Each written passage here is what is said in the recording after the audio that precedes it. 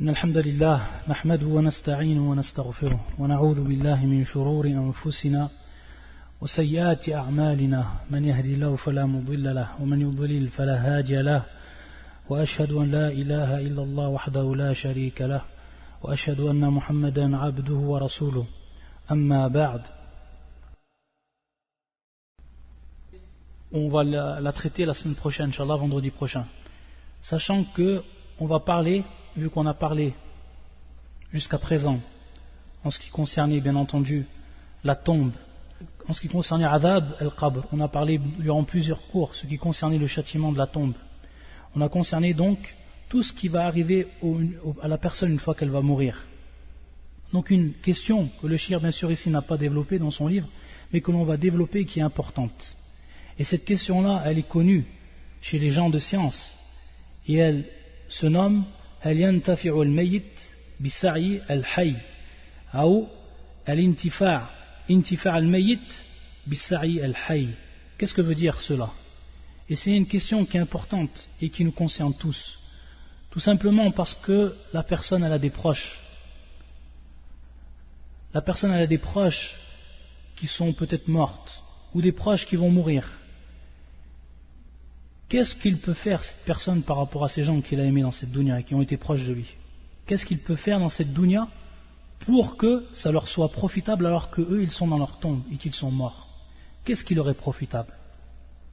Donc cette question-là qui est connue comme étant al-intifa' al-mayyit bi-sa'i al-hayy, c'est-à-dire est-ce que le mort profite, bénéficie de l'effort ou de l'acte du vivant en sa faveur?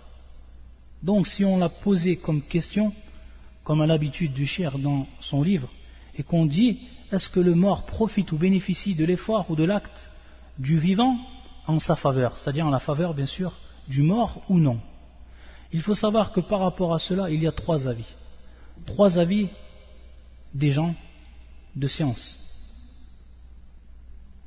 Et le premier avis que l'on va donner et que l'on va détailler c'est al-qawl al-sahih, c'est-à-dire l'avis qui est authentique. L'avis qui est authentique. Et cet avis-là, c'est l'avis qui dit que Naam, le mort profite et bénéficie de l'effort ou de certains actes qui sont faits par le vivant. Mais il faut savoir un point qui est essentiel par rapport à cela, et avant donc de développer cette question-là.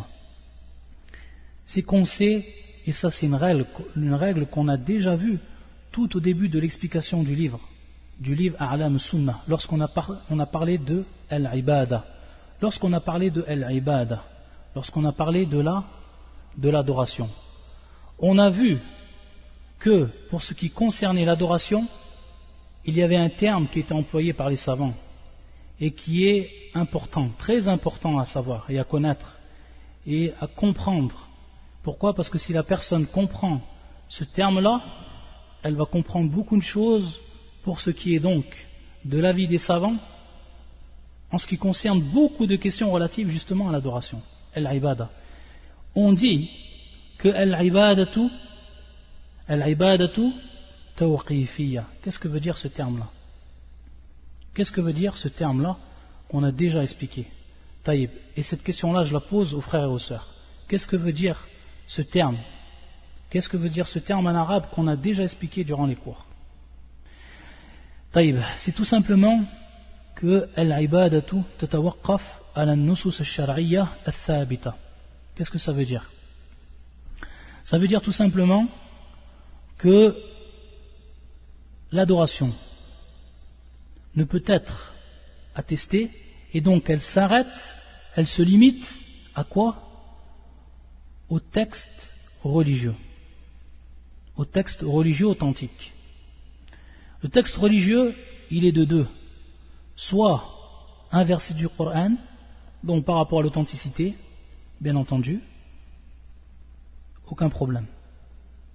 Donc, soit un verset du Coran, ou sinon, un verset ou parfois un hadith du prophète sallallahu alayhi wa sallam. Et bien entendu, ici dans ce cas, on va nazid, on akoul al-hadith al-thabit, qui est authentique, bien entendu, car ici va rentrer le domaine de l'authenticité, c'est-à-dire que le hadith doit être authentique pour pouvoir attester une adoration. Et on ne peut se baser sur un hadith qui ne va pas être authentifié par les savants. Taïb. Donc ce sont ces deux textes.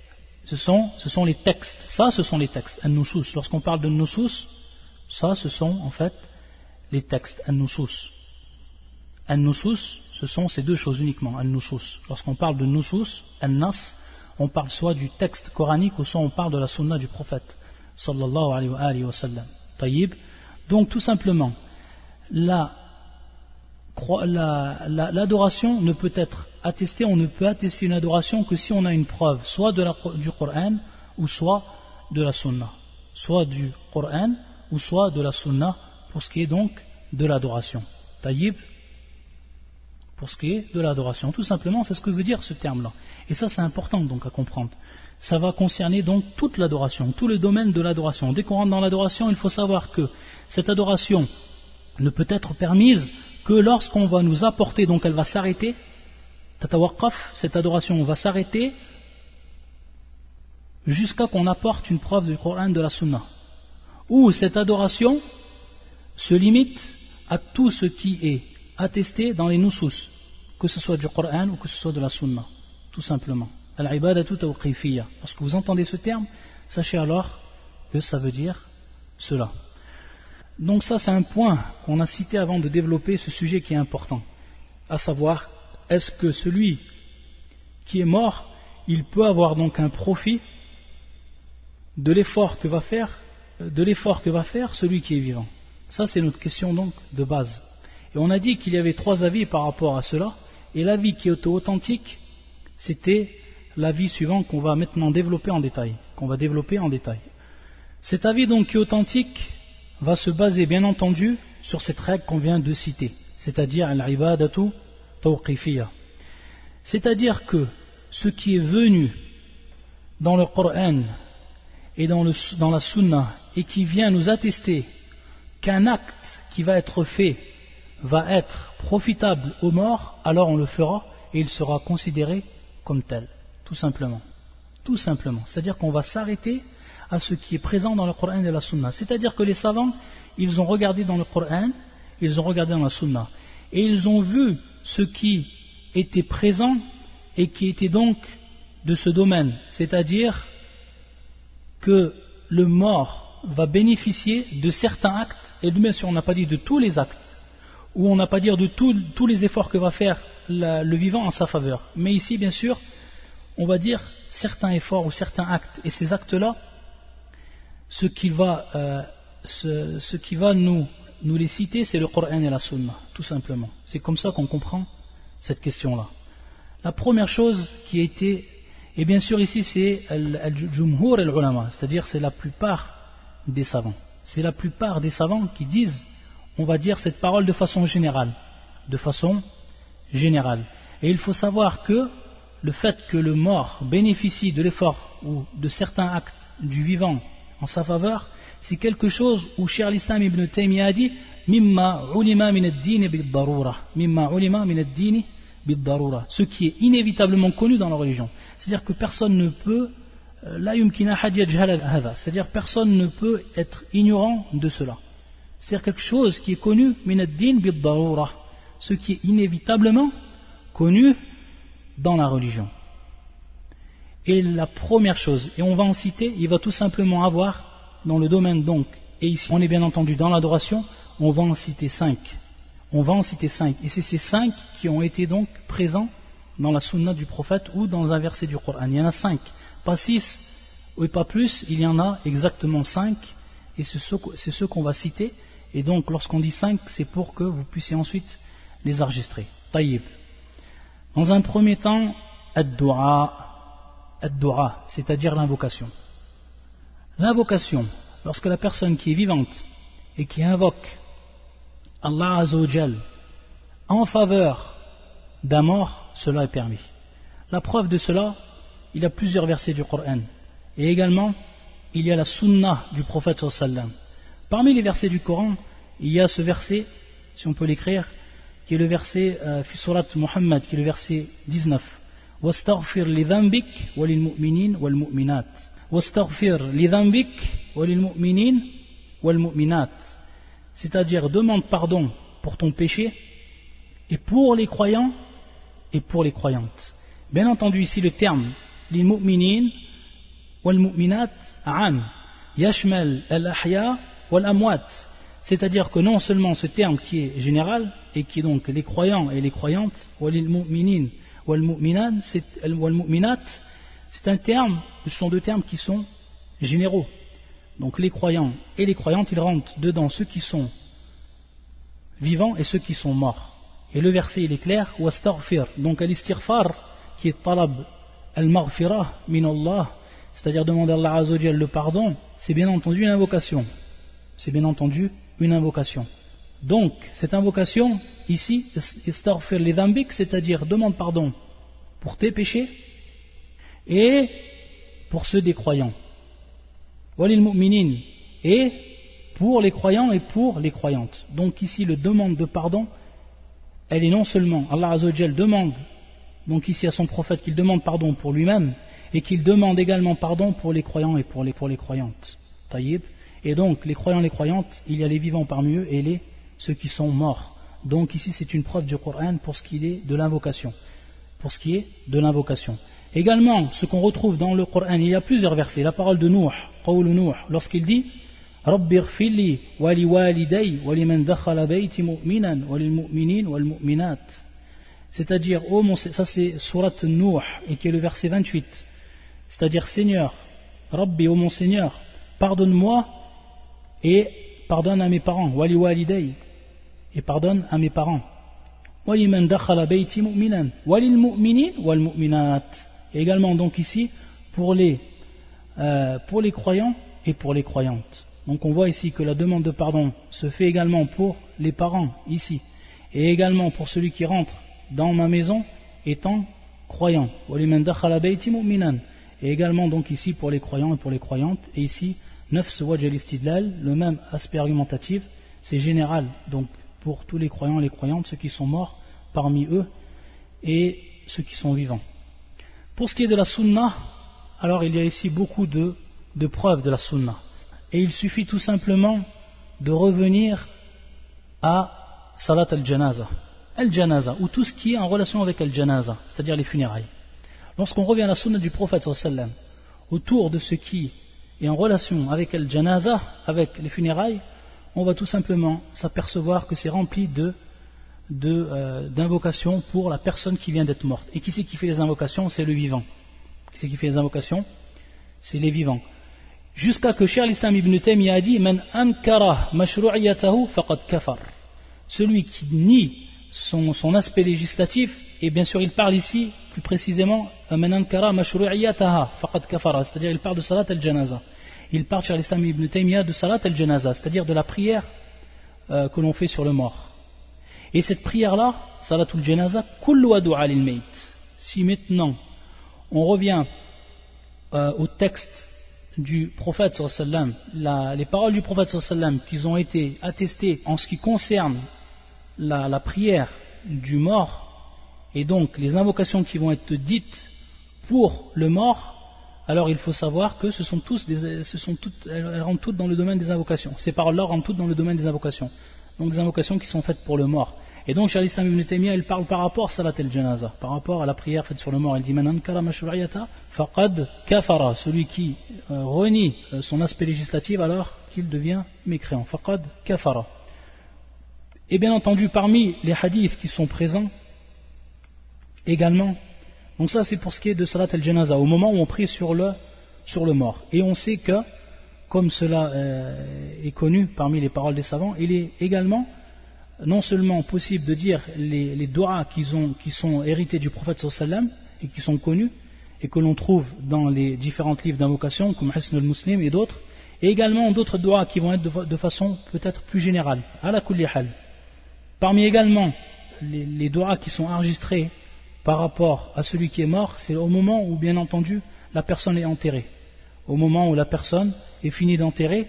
Et ça c'est un hadith qui est rapporté par Uthman, hadith qui se trouve auprès de Abu Daoud, wal Hakim fil Mustadrak, wal Bayhaqi.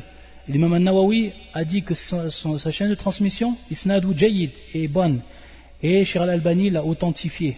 Sahhahu al-Albani, rahmatullah ala al-jami'. Le prophète sallallahu alayhi wa sallam nous a dit, au moment donc où on a fini d'enterrer le mort, istaghfiru li akhikum was'alu lahu at-tathbit fa innahu al-an yus'al. C'est-à-dire demandez pardon pour votre frère.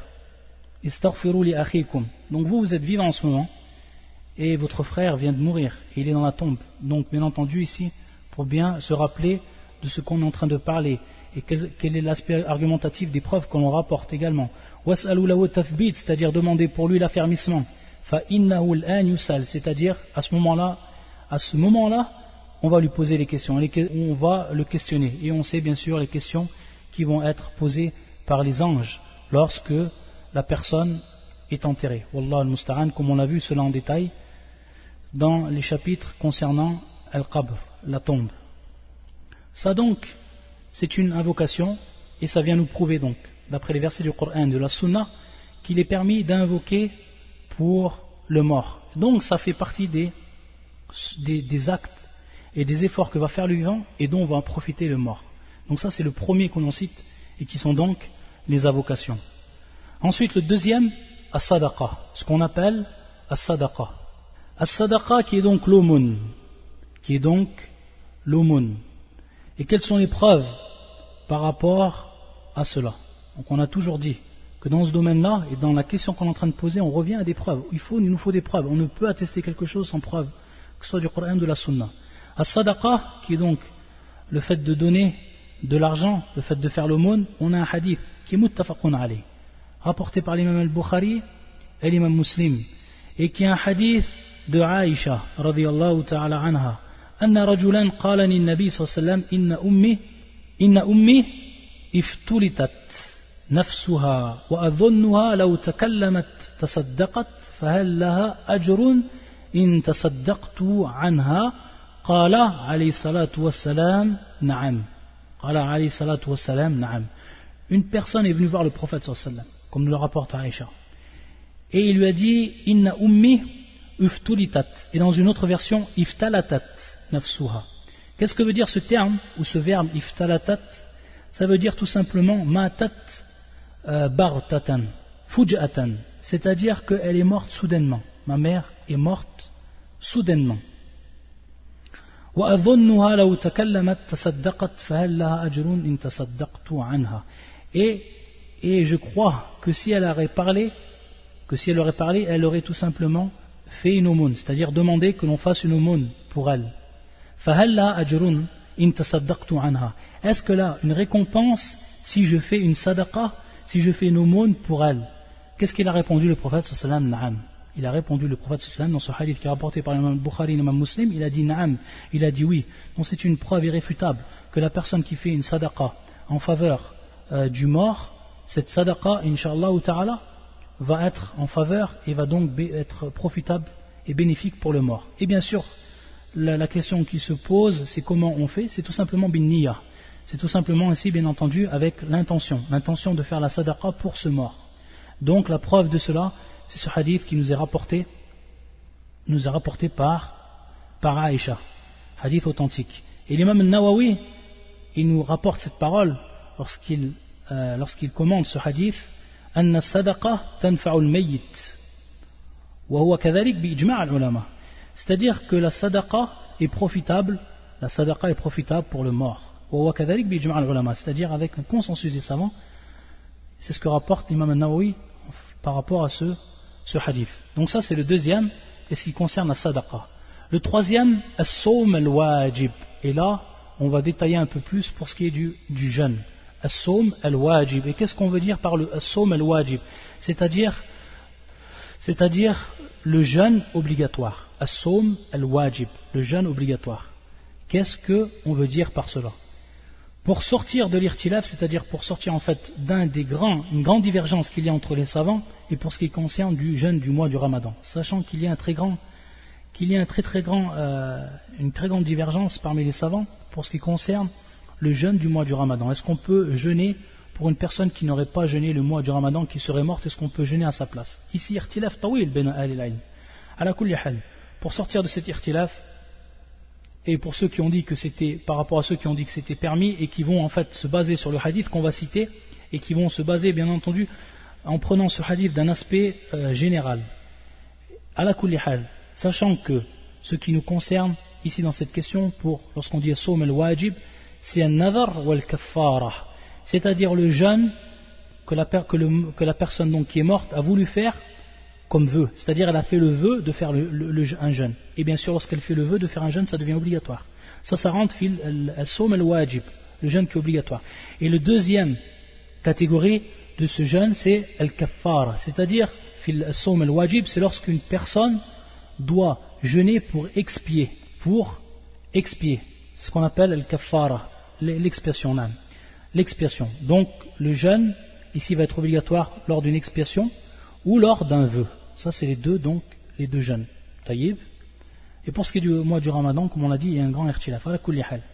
Et ça bien entendu, pour ce qui est du nadhar ou al-kaffara, c'est l'avis de l'imam Ahmed rahmatullah alayh, et également un des avis, et l'avis donc qui va être choisi également par l'imam al-Nawawi, un des avis de l'imam al-Shafi'i. Sachant que l'imam Malik ou Abu Hanifa, eux, ils ne voient pas le jeûne de façon générale. C'est-à-dire que la personne ne peut jeûner en faveur du mort de façon générale, que ce soit nadhar, que ce soit le kaffara ou autre. Donc, à la kulli hal, on va voir ici sur quoi ceux qui ont dit que c'était permis, ils se sont basés. Obligatoirement, ils se sont basés sur une preuve. On va voir cette preuve-là qu'on cite maintenant. Mais il faut savoir, et on répète, que as-sawm al-wajib, donc c'est un nadhar ou al-kaffara. C'est un hadith muttafaqun alayh, rapporté par l'imam al-Bukhari et l'imam Muslim, où le prophète sallallahu alayhi wa sallam yaqul man mata wa alayhi siyamun sama anhu waliyuhu, c'est-à-dire celui qui meurt et qui a un jeûne à accomplir, wa alayhi siyamun, et bien entendu ici wa alayhi siyam, bien entendu on comprend de cette parole du prophète sallallahu alayhi wa sallam un jeûne qui est obligatoire, wa alayhi, on comprend de cette parole wa alayhi siyamun que c'est un jeûne qui est obligatoire. Donc le jeûne qui est obligatoire ici, ça va considérer donc par rapport à ce qu'on a cité un nadhar ou al-kaffara, sama anhu waliyuhu, c'est-à-dire que va jeûner à sa place celui qui est son tuteur. Et waliyuhu, comme l'explique l'imam al-Nawawi, c'est al-qarib, celui en fait qui est proche, que ce soit son tuteur, que la personne qui est responsable de lui, etc. Waliyuhu, ici donc al-qarib, bimarna al-qarib, qaribu, man mata wa alayhi siyam sama anhu waliyuhu. Et bien entendu, ceux qui ont dit pour ce qui était du mois du Ramadan que c'était permis également, ils vont prendre comme preuve ce hadith. Pourquoi? Parce que le prophète sallallahu alayhi wa sallam a cité de manière générale. Cette parole est de manière générale. Man mata wa alayhi siyam, yani ay siyam, mais qui va être de l'ordre de l'obligatoire. Ala kulli hal.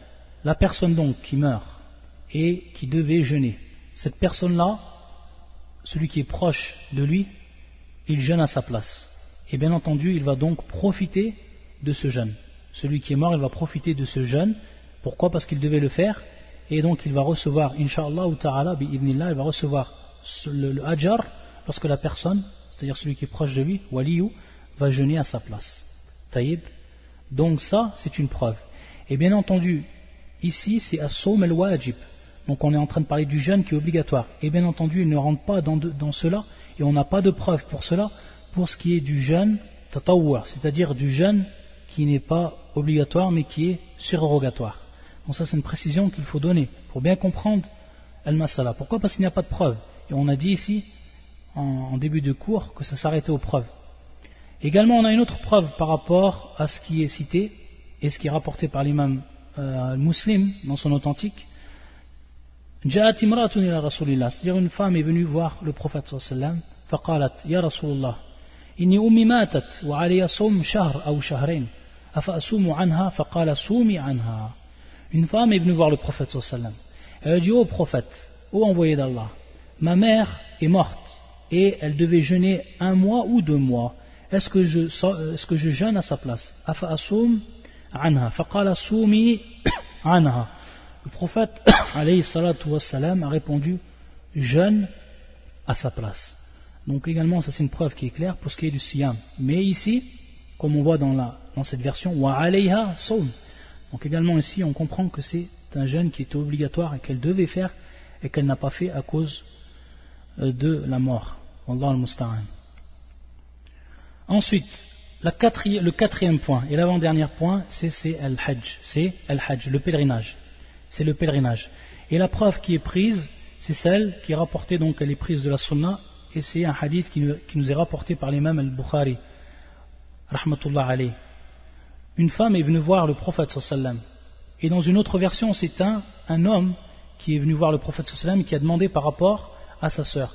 Et dans une autre version, c'est une femme qui est venue voir le prophète sallam et qui a demandé par rapport à sa mère. À la kulli hal, comme le rappelle Ibn Hajar, il se peut tout simplement que ce soit deux récits qui soient totalement différents. Que cela est arrivé pour une personne et que cela est arrivé pour une femme. À la kulli hal, la version pour ce qui est de la femme, une femme donc est venue voir, فقالت يا رسول الله إني أمي نذرت أن تحج فلم تحج حتى ماتت أفأحج عنها فقال حج عنها أرأيت كان على أمك نعم لو كان على أمك دين أكنت قضيته قالت أو قال فقال النبي صلى الله عليه وسلم اقضوا الله الذي له فإن الله أحق بالوفاء اقضوا الله الذي له فإن الله أحق بالوفاء وفي رواية أحق بالقضاء. Donc elle est venue voir le prophète sallam, cette femme, et elle a dit que ma mère a fait le vœu, donc nadarat an tahujja, de faire le pèlerinage. Falam tahujj hatta matat, c'est-à-dire qu'elle n'a pas pu faire ce pèlerinage jusqu'à qu'elle est morte. Afa hujj anha, est-ce que je fais ce pèlerinage à sa place? Faqala nabi sallam hajji anha, c'est-à-dire fais le pèlerinage à sa place. Ra'ayti, et il lui dit Ra'ayti, regarde, si law kana ala ummik dayn, si ta mère avait une dayn, c'est-à-dire une dette, ou est-ce que tu aurais comblé cette dette, c'est-à-dire remboursé cette dette? Et il dit, le prophète sallallahu alayhi wa sallam, c'est-à-dire rendez ce qui appartient, ce qui revient à Allah azza wa jal. En l'occurrence ici, al-hajj, cette adoration qui est le pèlerinage. Fa inna Allah haqqu bil wafa wa fi riwayatin bil qada, c'est-à-dire qu'Allah azza wa jal est plus en droit que l'on accomplisse ce qui lui revient de droit.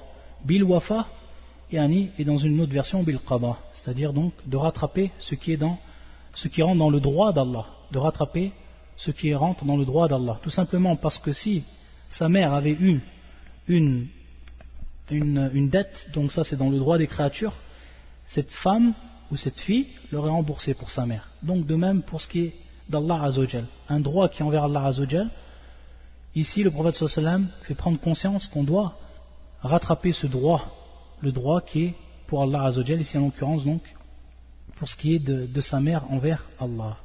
Donc ici c'est pour ce qui concerne le hajj. Donc il est permis à la personne de faire le hajj pour une personne qui est morte. Pour une personne qui est morte. Ça c'est donc la quatrième adoration où le mort va profiter donc de l'effort fait, de l'acte fait ou fait par le vivant.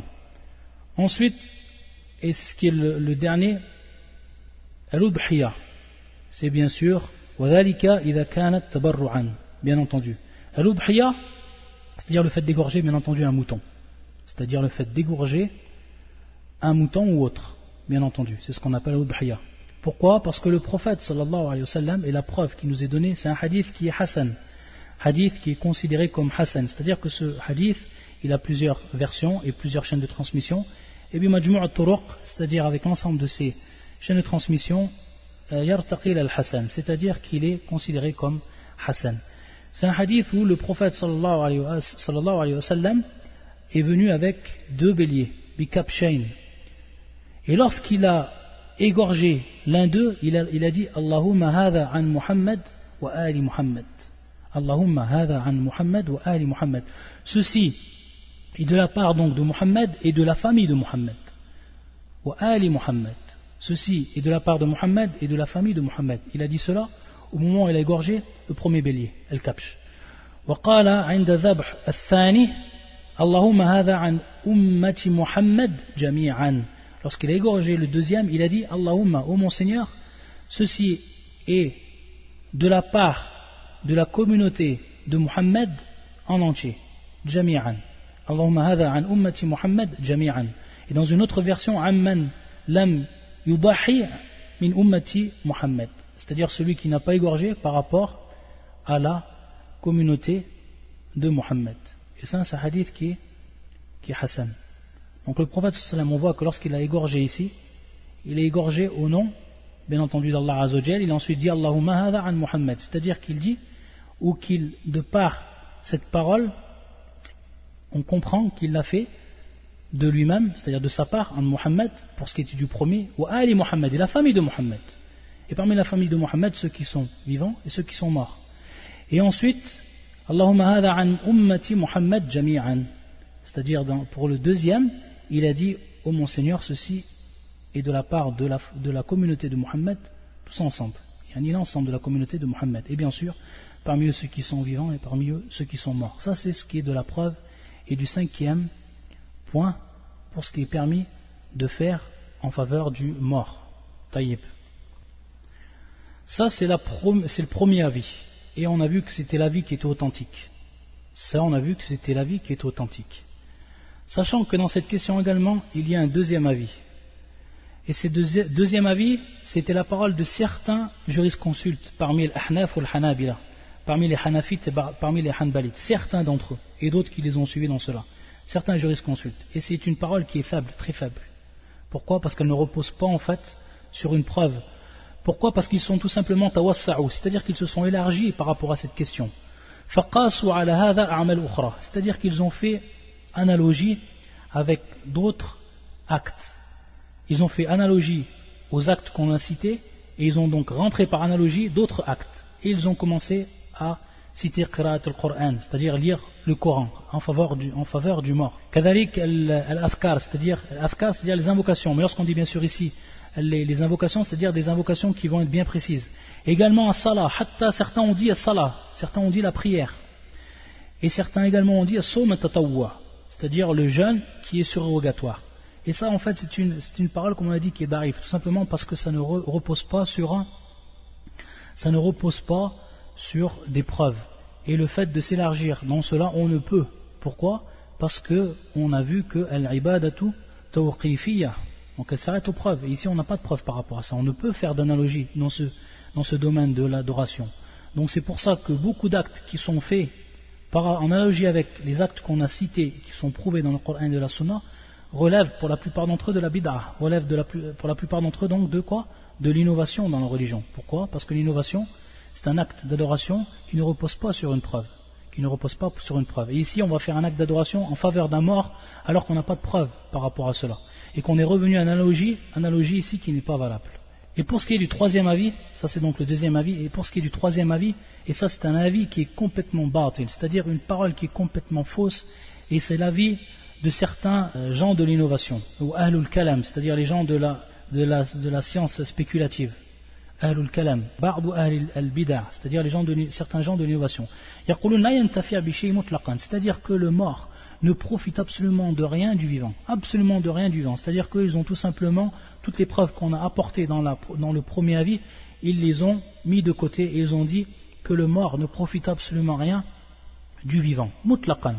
Et ils vont prendre par rapport à cela certaines preuves, des preuves qui n'ont pas en fait d'aspect argumentatif valable pour ce qui est de cette question-là. Ils prennent comme preuve, et on va en citer simplement certaines parmi elles, et ensuite donc on finira le cours d'aujourd'hui. Parmi ces preuves, ils prennent un verset du Coran qui est surat al-Najm et qui est le verset 39 où Allah Azza wa Jalla yaqul wa anna laysa lil insani illa ma sa'a wa anna laysa lil insani illa ma sa'a, et qu'en vérité l'homme n'obtient que le fruit de ses efforts. Donc ils ont pris ce verset et ils ont dit d'après ce verset que la personne qui est morte jamais ne profitera des actes de l'homme qui est vivant. Et comment ont répondu les gens de la sunna du consensus par rapport à cette question-là? Il y a plusieurs réponses par rapport à ce verset, c'est-à-dire l'explication de ce verset comme il se doit. Et on va prendre celle qui va être, on va dire, la plus forte. C'est-à-dire que le verset a nié que l'homme possède l'effort d'autrui. C'est-à-dire maintenant la personne qui fait des actes d'adoration, qui fait des efforts pour lui-même. Une autre personne ne peut posséder ces efforts-là, c'est impossible. Comme la personne, et comme cela est également cité dans le verset auparavant, comme l'homme ne porte pas le fardeau d'autrui. L'homme ne porte pas le fardeau d'autrui. Cela est connu dans le dîn, dans la religion. L'homme ne porte le fardeau d'autrui. De même, l'homme n'a pas le droit, ou ne possède pas un droit par rapport à l'effort qui va être fait par autrui. C'est tout simplement ma'na al-aya, c'est tout simplement la signification de ce verset. C'est-à-dire en vérité l'homme n'obtient que le fruit de ses efforts, dans ce sens-là. Donc par rapport à là, maintenant lorsqu'on lit la traduction, est-ce que ça relate exactement la compréhension saine que l'on a du verset? Allahu a'lam. Ala kulli hal wa anna laysa lil insani illa ma sa'a, c'est-à-dire que la personne ne possède pas un droit par rapport aux actes d'autrui, tout simplement comme la personne ne porte pas le fardeau d'autrui. Taïb. Et donc on voit ici que cette parole-là, ou cet avis qui va donc se reposer sur ce verset-là, n'est pas valable, parce que l'explication donnée du verset n'est pas valable. Tout simplement, les versets qu'on a cités, par les hadiths qu'on a cités, ou la sunna qu'on a cité du prophète sallallahu alayhi wa sallam, et qui nous prouvaient bien entendu le contraire. Et que la personne, lorsqu'elle fait cette adoration, pour la personne qui est morte, elle l'a fait bien entendu de son plein gré. Et elle l'a fait biniya, c'est-à-dire elle l'a fait avec l'intention que cela soit fait pour la personne qui est morte. Donc, à partir de là, le mort n'a pas un droit direct par rapport aux actes du vivant. Donc c'est dans ce sens qu'on comprend le verset. Et également, ils sont venus avec un hadith du prophète sallallahu alayhi wa sallam. Et c'est un hadith qui est connu de tout le monde. Où le prophète sallallahu alayhi wa sallam يقول إذا مات ابن آدم انقطع عمله إلا من ثلاثة صدقة جارية أو صدقة جارية أو علم ينتفع به أو ولد صالح يدعو له. Donc dans ce hadith, le prophète sallallahu alayhi wa sallam dit que lorsque le fils d'Adam meurt, ses actes s'arrêtent, sauf trois actes. Sadaqatin jariya, donc une aumône qui continue à porter ses fruits. Aw ilmin yuntafa'u bih, c'est-à-dire une science dont les gens continuent à en profiter. Aw waladin salihin yad'u lah, c'est-à-dire un enfant qui est pieux et qui invoque donc pour son père. Comment eux, ils ont compris ce verset, enfin ce hadith, et comment ils vont dire tout simplement que cela est une preuve pour dire que l'homme ne peut, ou le mort ne peut profiter des actes du vivant. Tout simplement, ils disent que ici, le hadith est pour la personne, c'est-à-dire la personne qui a fait la cause d'une chose, elle va profiter de son acte, tout simplement. Donc on voit ici, pour ce qui est de sadaqa jariya, c'est la personne qui a fait la cause, c'est-à-dire avant qu'elle meure, la personne elle a donné une sadaqa. Cette sadaqa elle est restée, elle continue à porter ses fruits. Par exemple, un puits d'eau, etc. Les gens continuent à profiter de cela, alors que la personne qui a payé pour cela, elle est morte. Taïb. De même pour ce qui est de la science, la personne elle est morte, sa science elle est restée. Taïb. Donc il a été lui la cause de cette science, c'est lui-même qui a donné cette science-là. Comme la personne, c'est lui-même qui a donné cette sadaqa. Et de même pour ce qui est de l'enfant, c'est la personne qui a éduqué son enfant. Donc tout cela, lui, il en était la cause. Et tout ce qui est en dehors de cela, donc, ne rentre pas dans le domaine donc de ce qui est bénéfique pour le mort. Et dans un premier temps, nous on leur répond par rapport à ce hadith. Tout simplement, on leur répond bien entendu par les autres preuves. Et on répond également que pour ce qui est de al-walad salih, pour ce qui est également dans le hadith, on voit bien que ici, l'enfant qui est pieux, il est vivant. Et bien entendu, il fait des invocations pour son père. Ça c'est dans un premier temps. Et dans un deuxième temps, il n'a pas dit le prophète sallallahu alayhi wa sallam inqata'a intifa'u lakin qala inqata'a 'amaluhu. C'est-à-dire que le prophète sallallahu alayhi wa sallam a dit dans ce hadith idha mata ibn adam inqata'a 'amaluhu, c'est-à-dire son acte à lui, son propre acte s'arrête, sauf 3.